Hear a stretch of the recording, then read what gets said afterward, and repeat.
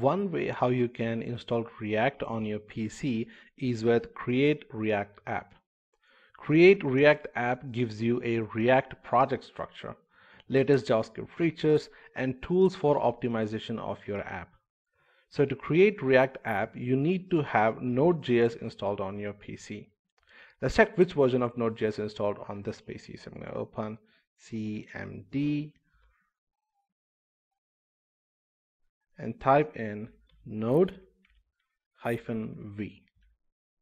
So you can see the version of Node installed on this PC is 16.14.0. In order to use the Create React app, you need to have version Node 8 or higher. If you want to update your Node version, you can go to nodejs.org and download the latest stable version. Make sure to download the LTS version. For example, if I go to Node here, you can see this is the LTS version, which basically stands for long-term support. We also need to have npm or Node Package Manager installed. Usually if you have installed Node.js, npm comes with it. To check the version of npm on your PC, just type in npm-v.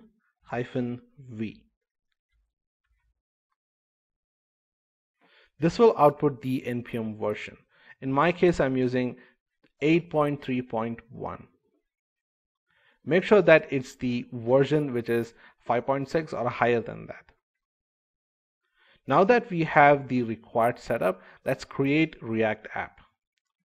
To do that, just in your terminal, I'm going to navigate to desktop,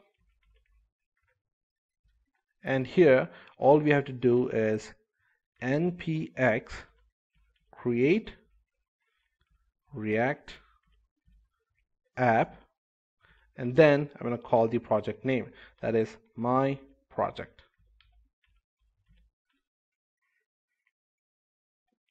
Here npx is the project runner. Create React app is the tool to build our project. The next one is the name of your project. You can call your project anything. Make sure it doesn't have blank spaces. Now once we hit enter, our my project app will be created. So it's asking like, okay, do you want to proceed? I'm going to say yes.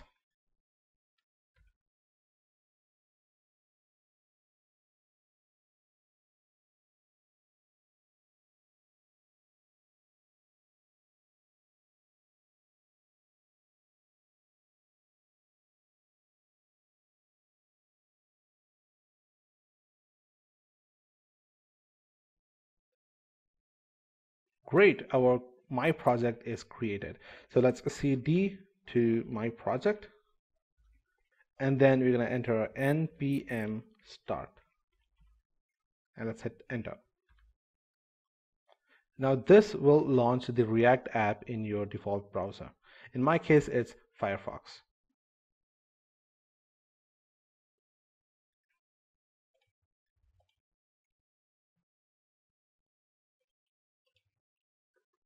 For whatever reason, if you're unable to install and run React, don't worry. At this point, you can use Code Sandbox. So you can just open a new tab and type in Code Sandbox. And from here, you can actually choose what kind of project would you like to create. So for example, the one which I want to create is a simple React application. So all you have to do is, in your URL, just type in react.new and hit enter.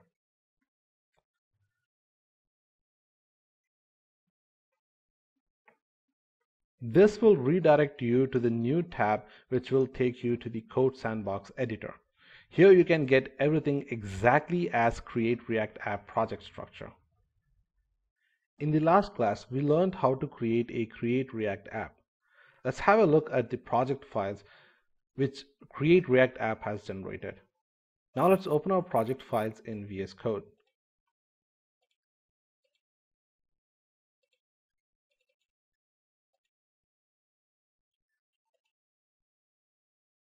Here you can see the project files are listed.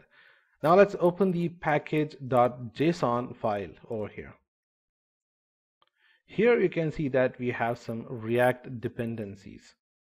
If you see greater version of React version here, that's okay, because it means that you are using the latest version of React. You can also see a list of testing dependencies over here. At the bottom you can see there are React scripts over here. At the bottom you can see some React scripts over here. This is where all the hard work is taken care of, where all the amazing stuff happens, like Webpack, Babel, also all sorts of tooling is taken care of in the React script itself.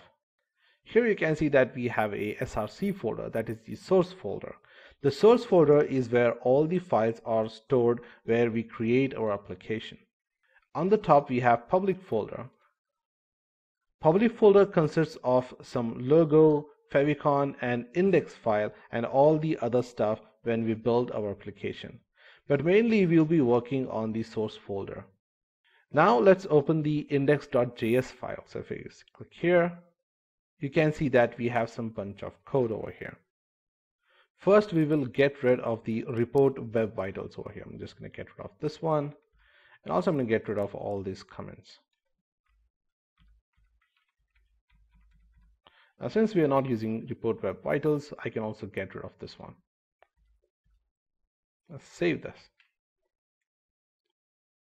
We can also see that there is React strict mode over here.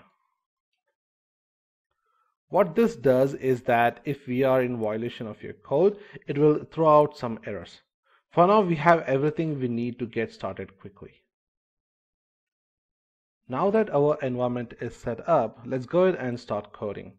First we want this function over here. Okay, so we will be working on this one. In our index.js file, to take the elements which we create and add them to the DOM of our page. Let's also remove the React strict mode over here. I'm going to get rid of this one, and that's going to end till here. I'm going to get rid of this. Make sure you keep the comma there. Save that. Now let's have a look at the function React DOM.render. What React DOM.render does is it takes the first element is the element that we want to create. So let's create our first element. So what we're going to do is we're going to type in React dot create element, and then that's a function there, and inside this the first element which I want to create is a h1 tag, and I can pass in null there, and then just type in hello world.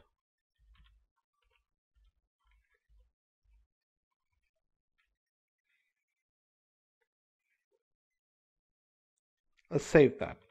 Since we have removed the app component, we can also remove the import app from this thing over here. Save that again. So what this will do is this will create a h1 in the page.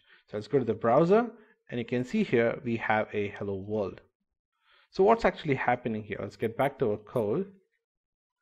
Here you can see that in the React DOM.render function, we gave the first argument what we want to render.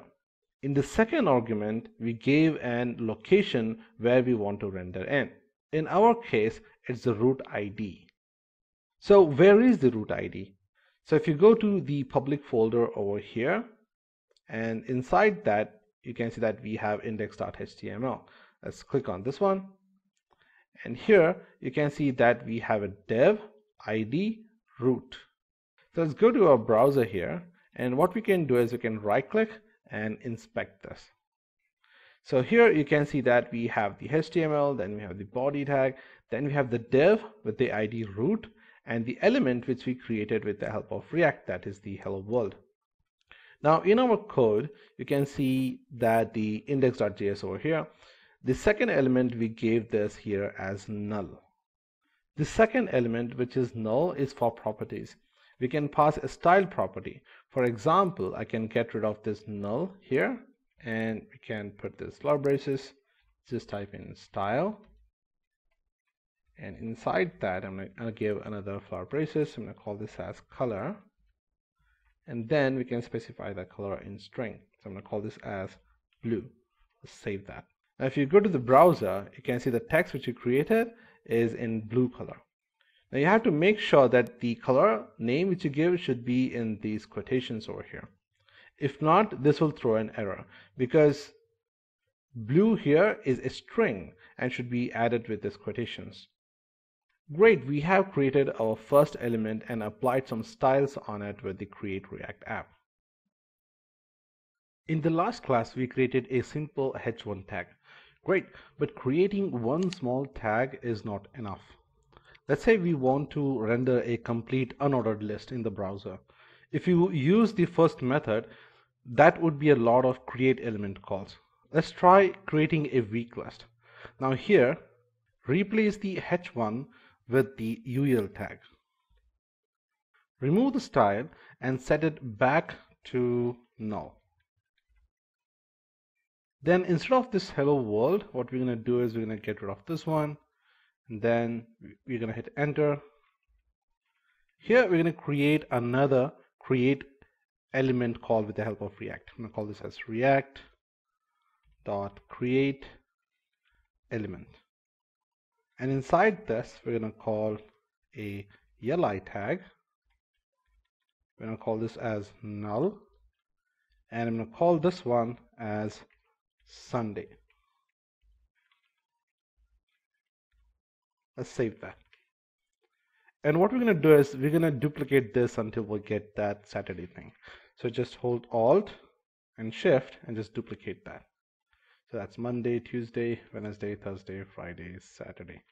Okay, so I'm going to change this to Monday, and it's going to be Tuesday,